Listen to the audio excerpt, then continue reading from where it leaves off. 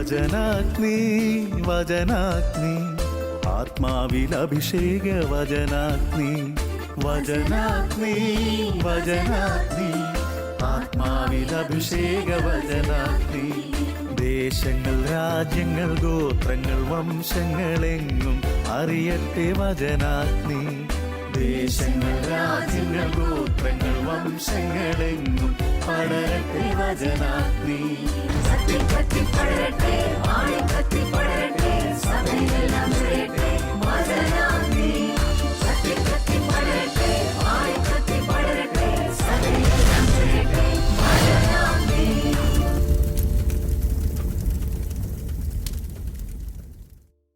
ഈശോയിൽ ഏറെ സ്നേഹിക്കപ്പെടുന്ന എൻ്റെ പ്രിയപ്പെട്ട സഹോദരി സഹോദരന്മാരെ, നിങ്ങളേവരെയും യേശുനാമത്തിൽ ഏറെ സന്തോഷത്തോടെ ഈ വചന ശുശ്രൂഷയിലേക്ക് സ്വാഗതം ചെയ്യുന്നു. നാം ഇന്ന് ധ്യാനിക്കുന്ന വചനം സങ്കീർത്തനം 37:7 വചനം ഇങ്ങനെ പറയുന്നു: കർത്താവിൻ്റെ മുമ്പിൽ സ്വസ്ഥനായിരിക്കുക, ക്ഷമാപൂർവം അവിടുത്തെ കാത്തിരിക്കുക, ദുഷ്ടമാർഗം അവലംബിച്ച് അഭിവൃദ്ധിപ്പെടുന്നവനെ കണ്ട് അസ്വസ്ഥനാകണ്ട. 2 വർഷങ്ങൾക്ക് മുമ്പ് വളരെ എളിയ ഒരു സാഹചര്യങ്ങളിൽ നിന്ന് ഉയർന്നു വന്ന് നേഴ്സിംഗ് കോഴ്സ് പൂർത്തിയാക്കി ഇന്ത്യക്ക് വെളിയിലേക്കുള്ള ഒരു അവസരത്തിനായി ഏറെ നാളുകൾ കാത്തിരുന്ന ഒരു പെൺകുട്ടി ഫോണിൽ വിളിച്ച് ചോദിച്ചു, മാഡം 2 വർഷത്തെ എക്സ്പീരിയൻസ് ഉണ്ടെങ്കിൽ ഒരു ഏജൻസി വളരെ എളുപ്പത്തിൽ കുറഞ്ഞ തുകയ്ക്ക് ഇന്ത്യക്ക് വെളിയിലേക്ക് ഒരു വേക്കൻസി ഉണ്ട്, അവസരം തരാം എന്ന് പറഞ്ഞിട്ടുണ്ട്. എന്നാൽ എനിക്ക് 1 വർഷവും 7 മാസവും മാത്രമേ എക്സ്പീരിയൻസ് ഉള്ളൂ. അപ്പോൾ ഏകദേശം ഒരു 5 മാസത്തെ എക്സ്പീരിയൻസിൻ്റെ കുറവുണ്ട്. എന്നാൽ ഈ കൊണ്ടുപോകുന്ന ഏജൻസി വാഗ്ദാനം ചെയ്തത്രേ ഈ 5 മാസത്തെ എക്സ്പീരിയൻസ് കൂടെ നികത്തി മൊത്തത്തിൽ 1 വർഷത്തെ എക്സ്പീരിയൻസ് നാം ജോലി ചെയ്യാതെ തന്നെ അഡ്ജസ്റ്റ്മെൻറ്റിൽ ഉണ്ടാക്കി കൊടുക്കാമെന്ന്. ഏറെ പ്രാർത്ഥിക്കുന്ന ഈ പെൺകുട്ടി ഒരഭിപ്രായം അറിയാൻ വേണ്ടിയിട്ടാണ് ഫോണിൽ ഇത് ചോദിക്കുകയുണ്ടായത്. പെൺകുട്ടി തുടർന്നു, കുടുംബത്ത് അടുത്ത ബന്ധുക്കളുടെ എല്ലാ മക്കൾ നേഴ്സിംഗ് പഠനശേഷം ഇന്ത്യക്ക് വെളിയിലേക്ക് പോയി വളരെ നല്ല നിലയിൽ ജോലി ചെയ്ത് കുടുംബങ്ങളെ ഒക്കെ രക്ഷിച്ചുകൊണ്ടിരിക്കുകയാണ്. ഞങ്ങളുടെ കുടുംബത്തിന് ഈ ജോലി ഏറെ ആവശ്യമാണെന്ന് കർത്താവിന് കൃത്യമായിട്ട് അറിയാമായിരുന്നിട്ടും എന്താണ് ഇങ്ങനെ ഞാൻ മാത്രം ഏകദേശം 1 വർഷത്തോളമായി ജോലി ലഭിക്കാനായിട്ട് ഏറെ പ്രാർത്ഥിക്കുകയും മെറ്റലിട്ട് മുട്ടുകുത്തി പ്രാർത്ഥിക്കുകയും 3 മണിക്കെണീറ്റ് കരുണക്കൊന്ത ചെല്ലുകയും ഒക്കെ ചെയ്യാറുണ്ട്.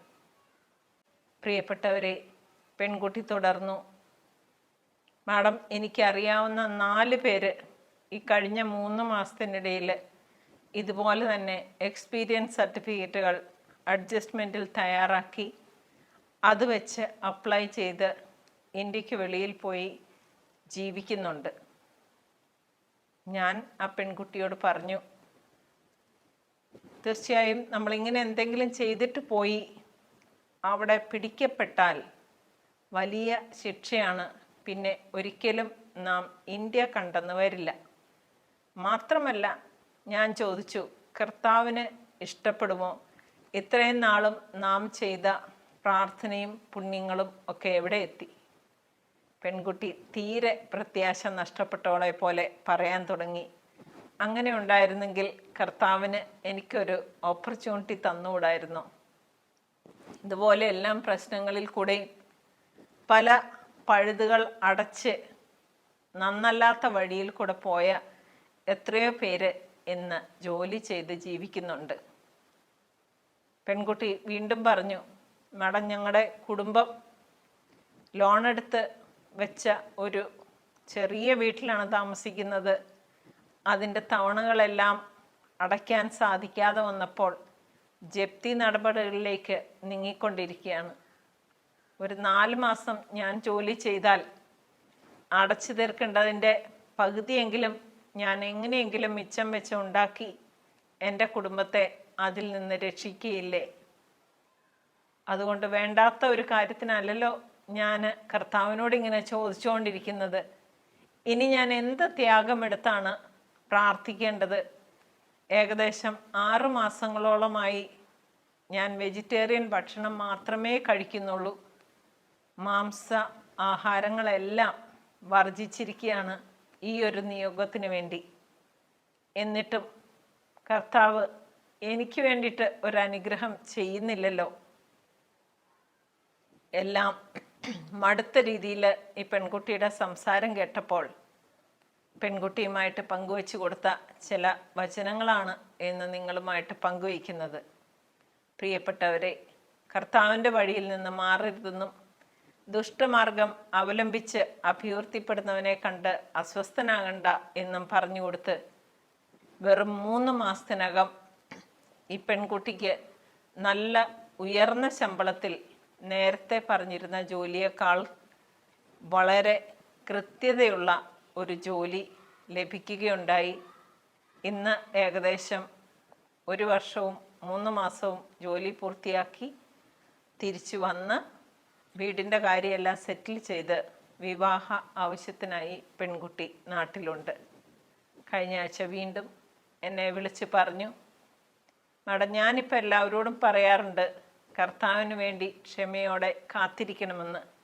പക്ഷേ ഈ ചെയ്യുന്നത് ഒരുപാട് ബുദ്ധിമുട്ടാണെന്ന് അനുഭവിച്ചറിഞ്ഞ ഒരു വ്യക്തിയാണ് ഞാനെന്ന്.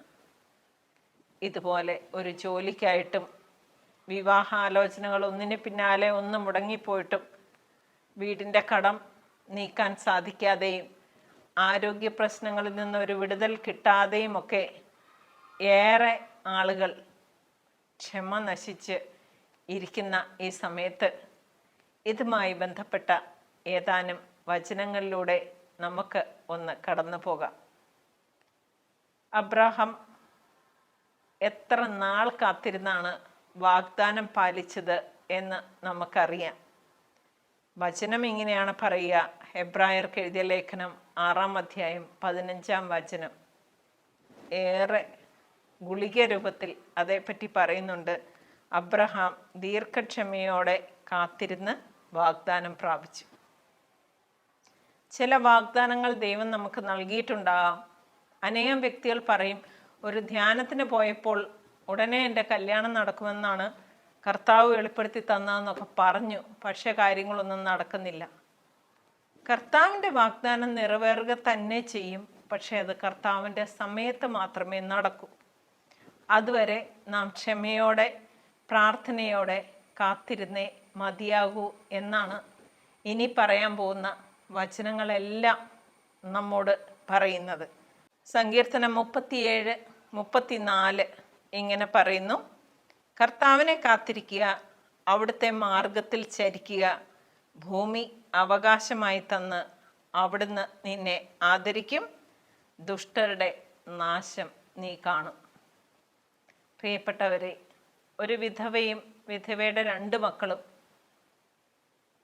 ഇപ്പോൾ വളരെ ഉയർന്ന നിലയിലാണ് കഴിയുന്നതെങ്കിലും വളരെ അത്യാവശ്യം വന്ന ഒരു സാഹചര്യത്തിൽ മറ്റൊരു കുടുംബത്തിലെ ഒരു സ്ത്രീയെ അവരുടെ കുട്ടിയെയും കൂടെ ഇവരുടെ കൂടെ താമസിപ്പിക്കാനിടയായി. ഏകദേശം 1.5 വർഷം കഴിഞ്ഞിട്ടും ഈ വിധവയായ സ്ത്രീ കയറ്റി താമസിച്ചിരുന്ന സ്ത്രീയും കുട്ടിയും ആ വീട്ടിൽ നിന്ന് ഒഴിഞ്ഞു കൊടുക്കാൻ തയ്യാറായില്ല എന്ന് മാത്രമല്ല, ഇവർക്കെതിരെ ഭീഷണി മുഴക്കുകയും ചെയ്തു.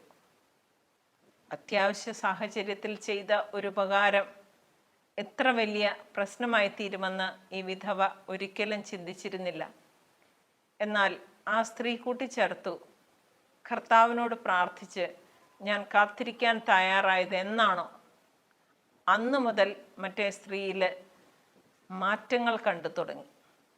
അതുവരെ ഏറെ അസ്വസ്ഥയായും കരഞ്ഞും നിലവിളിച്ചും പ്രത്യാശയില്ലാതെ വിലപിച്ചും ഒക്കെ കഴിഞ്ഞിരുന്ന ഈ സ്ത്രീ എന്നാണോ കർത്താവിൻ്റെ സമയത്ത് ഇത് നടക്കും എന്ന വാഗ്ദാനത്തിൽ ഉറച്ച് പ്രത്യാശയോടെ മുന്നേറിയത് അന്നു മുതൽ മറ്റേ സ്ത്രീയിൽ ഒരു മാറ്റം കാണുകയും 4 മാസങ്ങൾക്കുള്ളിൽ തന്നെ ആ വീട് ഒഴിഞ്ഞു പോകാൻ തക്ക രീതിയിൽ മറ്റൊരു കേസിൽ ഇവർ കുടുങ്ങുകയും ചെയ്തു.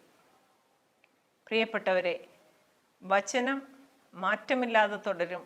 കർത്താവ് നൽകിയ വാഗ്ദാനങ്ങളെല്ലാം നിറവേറും. പക്ഷേ കർത്താവിൻ്റെ സമയത്താണ് നിറവേറുക എന്നത് മാത്രമാണ് വ്യത്യാസം.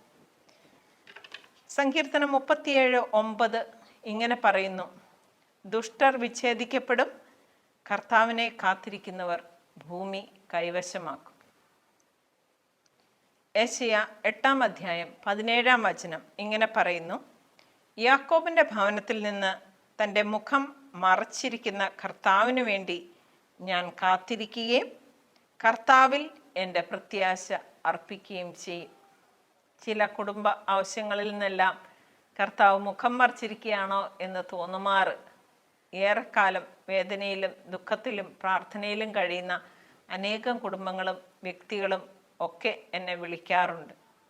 എന്നാൽ കർത്താവിൻ്റെ മുഖം പ്രസാദിക്കുന്നത് വരെ പ്രത്യാശയോടെ കാത്തിരിക്കാൻ തയ്യാറായാൽ നമുക്ക് നന്മയാണെങ്കിൽ തക്ക സമയത്ത് ദൈവം അത് നടത്തി തരും എന്നതിൽ യാതൊരു സംശയവുമില്ല.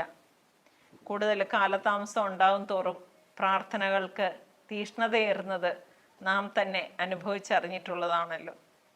എസെക്കിയേലിൻ്റെ പുസ്തകം 38:8 ഇങ്ങനെ പറയുന്നു: എൻ്റെ ആജ്ഞ കാത്തിരിക്കുക, ഏറെ നാൾ കഴിഞ്ഞ് ഞാൻ നിന്നെ വിളിക്കും. വളരെ കാലം ശൂന്യമായി കിടന്ന ഇസ്രായേൽ മലകളിലേക്ക് അന്ന് നീ മുന്നേറും. വളരെ ഏറെ നാളുകൾ പ്രാർത്ഥിച്ചിട്ടും നടക്കാത്ത ചില കാര്യങ്ങൾ ദൈവത്തിൻ്റെ സമയത്ത് തനിയെ നടക്കുന്നത് നാം ഏവരും ശ്രദ്ധിച്ചിട്ടില്ലേ? ഹബക്കൂക്കിൻ്റെ പുസ്തകം 2:3 ഇങ്ങനെ പറയുന്നു: ദർശനം അതിൻ്റെ സമയം പാർത്തിരിക്കുകയാണ്, ആ സമയം അടുത്തുകൊണ്ടിരിക്കുന്നു, അതിന് മാറ്റമുണ്ടാവുകയില്ല. അത് വൈകുന്നെങ്കിൽ കാത്തിരിക്കുക, അത് തീർച്ചയായും വരും. 16 വർഷമായി കുഞ്ഞുങ്ങളില്ലാതിരുന്ന ദമ്പതികൾ ഒരു പ്രാവശ്യം ഫോണിൽ വിളിച്ച് പറയുകയുണ്ടായി, ധ്യാന കേന്ദ്രങ്ങളിൽ പോയപ്പോൾ വ്യക്തമായ ദർശനം ധ്യാനഗുരുവിന് ലഭിച്ചു. ഒരു പിങ്ക് കമ്പിളിയിൽ പൊതിഞ്ഞ് കുഞ്ഞിനെ ഞങ്ങളുടെ കയ്യിലേക്ക് വെച്ച് തരുന്നതായിട്ടുള്ള ദർശനം പറഞ്ഞു. ആ ദർശനം ഞങ്ങളോട് വെളിപ്പെടുത്തിയിട്ട് 5 വർഷമായി. പക്ഷേ ഇതുവരെ ഞങ്ങൾക്ക് കുട്ടിയെ ലഭിച്ചിട്ടില്ല. പ്രിയപ്പെട്ടവരെ, വാഗ്ദാനത്തിൽ വിശ്വസിച്ച് പ്രത്യാശയോടെ കാത്തിരിക്കാൻ തയ്യാറായാൽ അനുഗ്രഹം തേടിയെത്തും.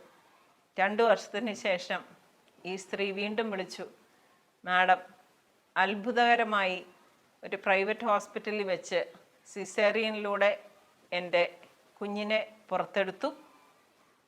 ഹോസ്പിറ്റലെല്ലാം ചെയ്തുകൊണ്ടിരുന്നതിൻ്റെ ഇടയിൽ ഒരു പിങ്ക് കളറിലുള്ള ഫ്ലാനിൽ തന്നെ പൊതിഞ്ഞ് എൻ്റെ കുട്ടിയെ ഭർത്താവിന് ആണ് ആദ്യം അവർ നൽകിയത്. പ്രിയപ്പെട്ടവരെ, ദർശനങ്ങളും വാഗ്ദാനങ്ങളും ലഭിച്ചാൽ പ്രത്യാശയോടെ ദീർഘക്ഷമയോടെ കാത്തിരുന്നാൽ അതിന് മാറ്റമുണ്ടാവുകയില്ല, അത് നടക്കുക തന്നെ ചെയ്യും. സെഫാനിയയുടെ പുസ്തകം 3:8 ഇങ്ങനെ പറയുന്നു: കർത്താവ് അരുളിച്ചെയ്യുന്നു, അതുകൊണ്ട് സാക്ഷ്യം വഹിക്കാൻ ഞാൻ വരുന്ന ദിവസം വരെ എന്നെ കാത്തിരിക്കുക. അക്ഷമരായിട്ട് കാര്യമില്ല, പ്രാർത്ഥിച്ച് കാത്തിരിക്കുക എന്നതാണ് സർവപ്രധാനം. തീത്തോസിന് എഴുതിയ ലേഖനം 2:13 ഇങ്ങനെ പറയുന്നു: അതേസമയം നമ്മുടെ മഹോന്നതനായ ദൈവത്തിൻ്റെയും രക്ഷകനായ യേശുക്രിസ്തുവിൻ്റെയും മഹത്വം പ്രത്യക്ഷമാകുമ്പോൾ കൈവരാൻ പോകുന്ന അനുഗ്രഹപൂർണമായ പ്രത്യാശയെ നാം കാത്തിരിക്കുന്നു. ഇതാണ് നമ്മുടെ ജീവിതത്തിൻ്റെ ലക്ഷ്യം. കർത്താവിന് വേണ്ടിയിട്ടാണ് നാം കാത്തിരിക്കേണ്ടത്, ഈ ലോകത്തിലെ ചെറിയ അനുഗ്രഹങ്ങൾക്ക് വേണ്ടിയിട്ട് മാത്രമല്ല. വീണ്ടും വിലാപങ്ങളുടെ പുസ്തകം 3:25 ഇങ്ങനെ പറയുന്നു: തന്നെ കാത്തിരിക്കുന്നവർക്ക്, തന്നെ തേടുന്നവർക്ക് കർത്താവ് നല്ലവനാണ്. കർത്താവ് ഒരിക്കലും ഒരാൾക്ക് ദോഷമായിട്ടുള്ള ഒരു കാര്യവും ചെയ്യില്ല എന്ന് നമുക്ക് ആരേക്കാൾ കൂടുതൽ പ്രത്യാശയും വിശ്വാസവും അർപ്പിക്കാൻ സാധിക്കും എന്നതാണ് സത്യം. വീണ്ടും യെശയ്യായുടെ പുസ്തകം 51 അധ്യായം 5 വചനം ഇങ്ങനെ പറയുന്നു, ഞാൻ വേഗം അവരെ മോചിപ്പിക്കും. അതായത് കാത്തിരിക്കുന്നവരെ മോചിപ്പിക്കുക തന്നെ ചെയ്യുന്ന കർത്താവ്. തടവറയിലും മനുഷ്യരുടെ തടവറയിലും പ്രശ്നങ്ങളുടെ ബന്ധനത്തിലും ഒക്കെ കഴിയുന്നവരെ തീർച്ചയായും കാത്തിരിക്കുന്നവരെ കർത്താവ് മോചിപ്പിക്കും, സംശയമില്ല.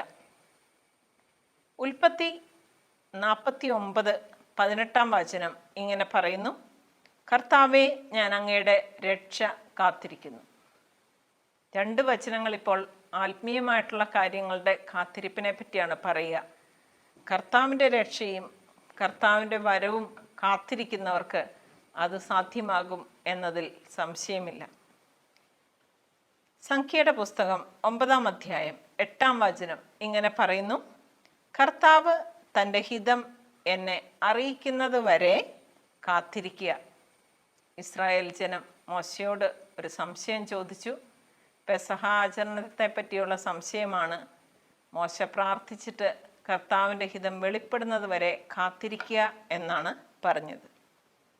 യൂദത്തിൻ്റെ പുസ്തകം 8 അധ്യായം 17 വചനം, അതിനാൽ അവിടുത്തെ രക്ഷയ്ക്കായി നാം കാത്തിരിക്കുമ്പോൾ നമുക്ക് അവിടുത്തെ വിളിച്ച് സഹായം അപേക്ഷിക്കാം. കാത്തിരിപ്പ് പ്രാർത്ഥനയും ഒരു പാക്കേജ് പോലെ പോകേണ്ടതാണ്. പ്രാർത്ഥനയുടെ തീഷ്ണത ഒരിക്കലും കുറയ്ക്കാൻ പാടില്ല. പ്രാർത്ഥിച്ചുകൊണ്ടേയിരിക്കണം. കർത്താവിൻ്റെ സമയത്ത് കർത്താവ് ഉത്തരം നൽകുക തന്നെ ചെയ്യും. ജോബിൻ്റെ പുസ്തകം 14 അധ്യായം 15 വചനം ഇങ്ങനെ പറയുന്നു, അങ്ങ് വിളിക്കും, ഞാൻ വിളി കേൾക്കും, അങ്ങയുടെ സൃഷ്ടിയെ അങ്ങ് കാത്തിരിക്കും. കർത്താവ് നന്ദിയോടെ നാം കടന്നു ചെല്ലുന്നത്, കർത്താവിനോട് ചോദിച്ചുകൊണ്ട് നാം കടന്നു ചെല്ലുന്നത് കാത്തിരിക്കുന്ന കർത്താവ് തന്നെയാണ് എന്ന് ഇവിടെ വെളിപ്പെടുത്തുന്നു. സങ്കീർത്തനം 5 അധ്യായം 3 വചനം ഇങ്ങനെ പറയുന്നു, കർത്താവെ പ്രഭാതത്തിൽ അങ്ങൻ്റെ പ്രാർത്ഥന കേൾക്കണമേ, പ്രഭാത ബലി ഒരുക്കി ഞാൻ അങ്ങേക്കായി കാത്തിരിക്കുന്നു. ഇതാണ് ഓരോ പ്രഭാതത്തിലും നാം ചെയ്യേണ്ടത്. ബലി ഒരുക്കി കാത്തിരിക്കുക. കർത്താവിൻ്റെ സമയത്ത് കർത്താവ് പ്രവർത്തിക്കുക തന്നെ ചെയ്യും. സങ്കീർത്തനങ്ങളുടെ പുസ്തകം 25:3 ഇങ്ങനെ പറയുന്നു, അങ്ങയെ കാത്തിരിക്കുന്ന ഒരുവനും ഭഗ്നാശനാകാതിരിക്കട്ടെ. തന്നെ കാത്തിരിക്കുന്നവരെ ഒരിക്കലും ലജ്ജിതരാകാൻ കർത്താവ് അനുവദിക്കുകയില്ല.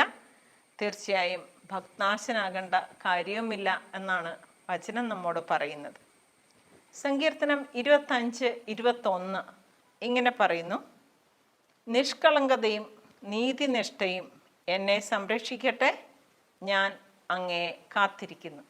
എന്നാൽ പോകുന്ന വഴിയൊരൽപ്പം പോലും ദൈവത്തിൽ നിന്ന് വ്യതിചലിക്കാതെ കാത്തിരിക്കുന്നവനാണ് ദൈവത്തിൽ നിന്ന് അനുഗ്രഹം പ്രാപിക്കുന്നവൻ.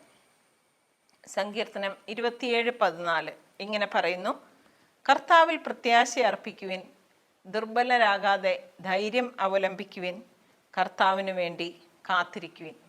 മിക്കവാറും ഇതാ നഷ്ടപ്പെട്ടു എന്ന് കരുതുന്ന പോലെ നമ്മളുടെ ജീവിതത്തിൽ ഓരോ സംഭവങ്ങളും കീഴ്മേൽ മറിയുമ്പോൾ ഞാൻ എപ്പോഴും ഏറ്റുപറഞ്ഞ് പ്രാർത്ഥിക്കാറുള്ള ഒരു വചനമാണിത്. കർത്താവിൽ പ്രത്യാശ അർപ്പിക്കുവിൻ, ദുർബലരാകാതെ ധൈര്യം അവലംബിക്കുവിൻ, കർത്താവിന് വേണ്ടി കാത്തിരിക്കുവിൻ, അവിടുന്ന് പ്രവർത്തിക്കുക തന്നെ ചെയ്യും. സങ്കീർത്തനം 33:20 ഇങ്ങനെ പറയുന്നു, നാം കർത്താവിന് വേണ്ടി കാത്തിരിക്കുന്നു, അവിടുന്നാണ് നമ്മുടെ സഹായവും പരിചയം. പല അവസരങ്ങളിലും ആളുകളുമായി സംസാരിക്കുമ്പോൾ ഞാൻ ശ്രദ്ധിക്കാറുണ്ട്, ഏറെ നാളുകൾ ഈ ഒരു കാര്യത്തിനായി അധ്വാനിച്ചു, കർത്താവിൽ ആശ്രയിച്ചു, നേർച്ച കാഴ്ചകൾ അർപ്പിച്ചു, ഇത്രയും ത്യാഗങ്ങളെല്ലാം ചെയ്തു, കാര്യം നടന്നില്ല. അപ്പോൾ വേറൊരു വഴിക്ക് തിരിഞ്ഞ് ഇതിനു വേണ്ടിയിട്ടൊന്ന് ശ്രമിക്കാം എന്ന് ചിന്തിച്ച് പല മനുഷ്യരിലും ആശ്രയിച്ച് കർത്താവിൽ നിന്ന് വ്യതിചലിച്ച് കാര്യങ്ങൾ നീക്കുന്നവർ. പ്രിയപ്പെട്ടവരെ, ഏറെ നാളുകൾ കർത്താവിനോട് പ്രാർത്ഥിച്ചിട്ട് കാര്യം നടക്കാതെ വരുമ്പോൾ വിശ്വാസം ഉപേക്ഷിച്ച് തെറ്റിൻ്റെ വഴിയിലൂടെ സഞ്ചരിക്കുന്ന എത്രയോ ആളുകളെ നമുക്ക് കാണാൻ സാധിക്കും. ഇത് സാത്താൻ്റെ ഒരു പ്രലോഭനമാണ് എന്നതിൽ യാതൊരു സംശയമില്ല. ആഴത്തിൽ പ്രാർത്ഥിച്ചു വരുന്നവരും ചില കാര്യങ്ങൾ നടക്കാതെ വരുമ്പോൾ അല്പം ഒന്ന് ദൈവ വഴിയിൽ നിന്ന് വിട്ട് സഞ്ചരിക്കാൻ നിർബന്ധിതരായി തീരാറുണ്ട്. പ്രിയപ്പെട്ടവരെ, ഒരു ജോലിക്ക് വേണ്ടിയിട്ടോ ഇല്ലെങ്കിൽ അല്പം സ്വത്ത് കിട്ടാൻ വേണ്ടിയിട്ടോ അല്പം ഭക്ഷണത്തിന് വേണ്ടിയിട്ടോ ഒക്കെ യൂദാസ് ഒറ്റിക്കൊടുത്ത പോലെ കർത്താവിനെ ഒറ്റിക്കൊടുക്കാൻ തുനിയാത്തവരായി നാം മാറണം. കാത്തിരുന്നേ മതിയാവൂ. കർത്താവ് നമ്മെ കാണുന്നുണ്ട്. ഇതെപ്പോൾ ചെയ്തു തരണം എന്നുള്ള ഒരു സമയം കർത്താവ് നേരത്തെ നിശ്ചയിച്ചിട്ടുണ്ട്. നമുക്കത് അറിഞ്ഞുകൂടാ. അതുകൊണ്ട് നമ്മുടെ നന്മയ്ക്കാണെങ്കിൽ കർത്താവെ ഇതെനിക്ക് തരണമേ എന്ന് പ്രാർത്ഥിച്ചുകൊണ്ട് ക്ഷമാപൂർവം കാത്തിരിക്കുന്നവരാണ് അനുഗ്രഹം പ്രാപിക്കുന്നവർ. വീണ്ടും സങ്കീർത്തനം 38:15 നമ്മുടെ അനുദിന ജീവിതത്തിൽ നമ്മെ നയിക്കാൻ പറ്റിയ ഒരു വചനം കൂടിയാണ്. കർത്താവെ, അങ്ങയ്ക്ക് വേണ്ടിയാണ് ഞാൻ കാത്തിരിക്കുന്നത്. എൻ്റെ ദൈവമായ കർത്താവെ, അങ്ങാണ് എനിക്ക് ഉത്തരമരുളേണ്ടത്. ഒരു അനുഭവം കൂടെ നിങ്ങളുമായിട്ട് പങ്കുവയ്ക്കാൻ ആഗ്രഹിക്കുകയാണ്. 6 പ്രാവശ്യം IELTS പരീക്ഷ എഴുതാനായിട്ട് ശ്രമിച്ച് പരാജയപ്പെട്ട ഒരു പെൺകുട്ടി എന്നോട് പറയുകയുണ്ടായി, മാഡം, ഞാൻ ഈ 6 പ്രാവശ്യം എഴുതി 6 പ്രാവശ്യവും പരാജയപ്പെട്ടു. ഇതിന് കോപ്പി അടിക്കാൻ എന്തെങ്കിലും സാധ്യതയുണ്ടോ എന്ന് ചിന്തിച്ചപ്പോൾ അതുമില്ല. എങ്ങനെയെങ്കിലും എനിക്കിത് പാസ്സായി എൻ്റെ കുടുംബത്തെ രക്ഷിക്കണം എന്നാണ് എൻ്റെ ആഗ്രഹം.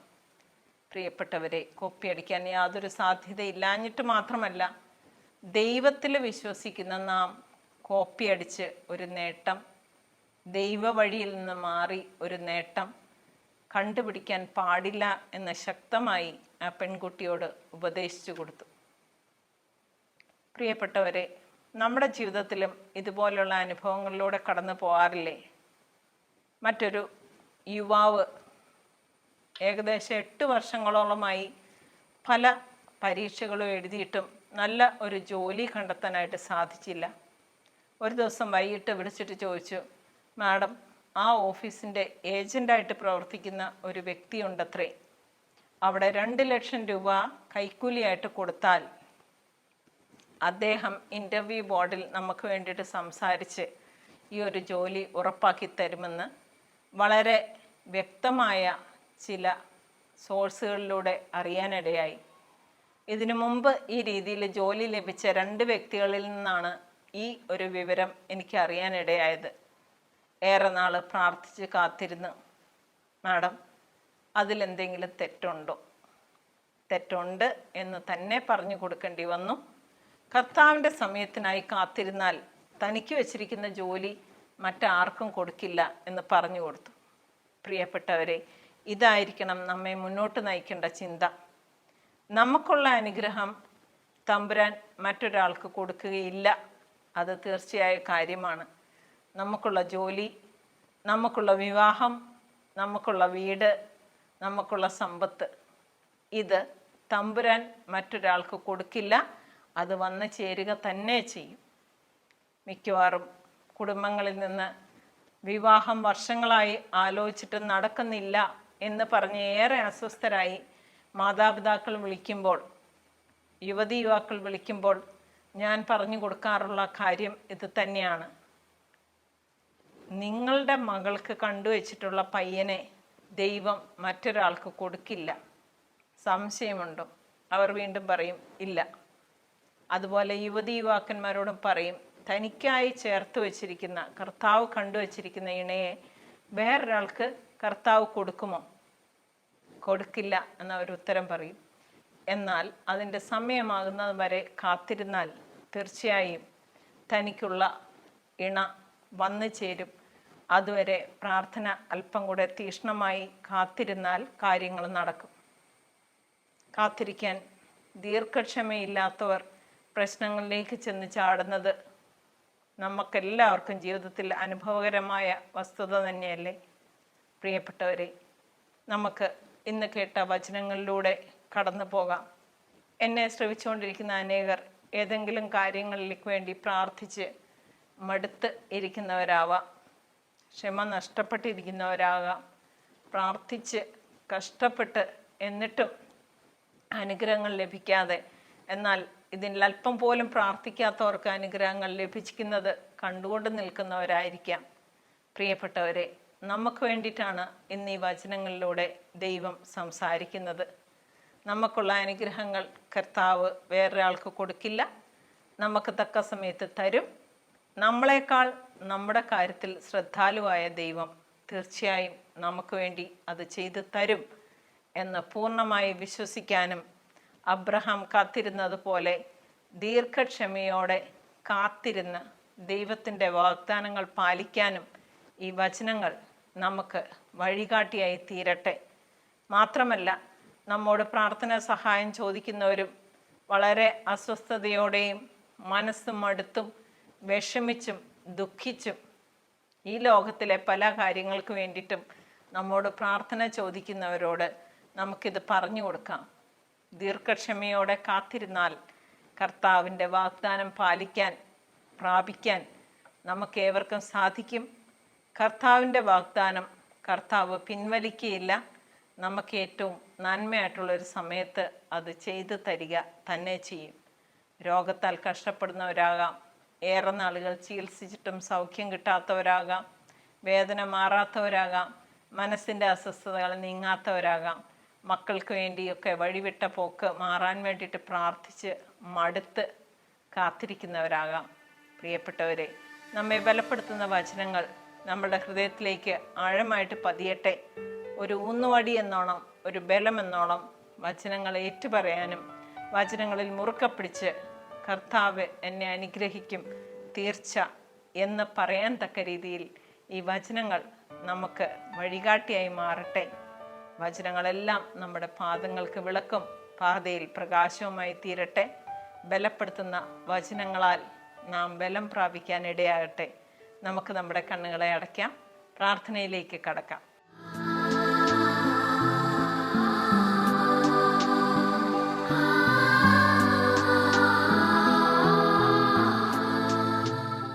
കർത്താവേ, ഞങ്ങളുടെ നല്ല യേശുവേ, ഈ സമയം വചനത്തിലൂടെ അങ്ങ് ഞങ്ങളോട് സംസാരിച്ചതിനെ കുറിച്ച് ഓർത്ത് നന്ദിയോടെ സ്തുതിക്കുന്ന കർത്താവേ, സ്തോത്രം ചെയ്യുന്നു.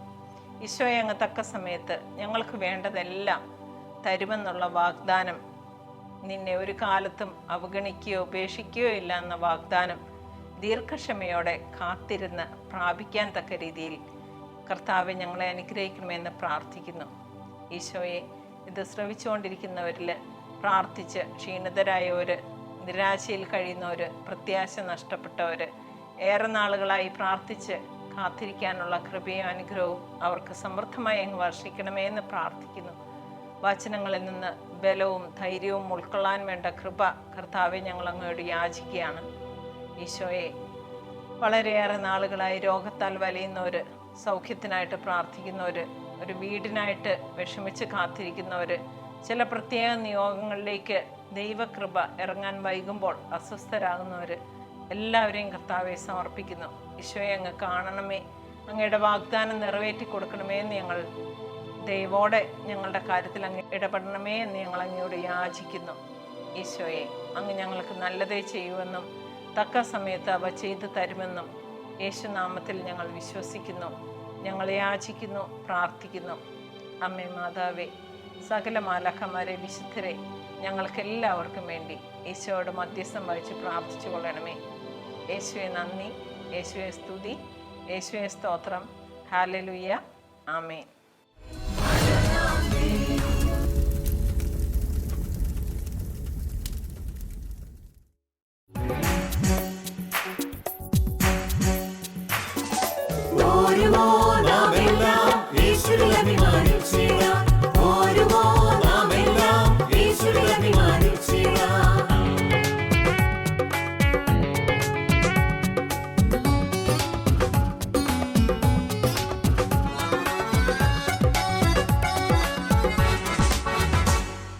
നമ്മുടെ നാഥൻ ഒലിവുമലയിൽ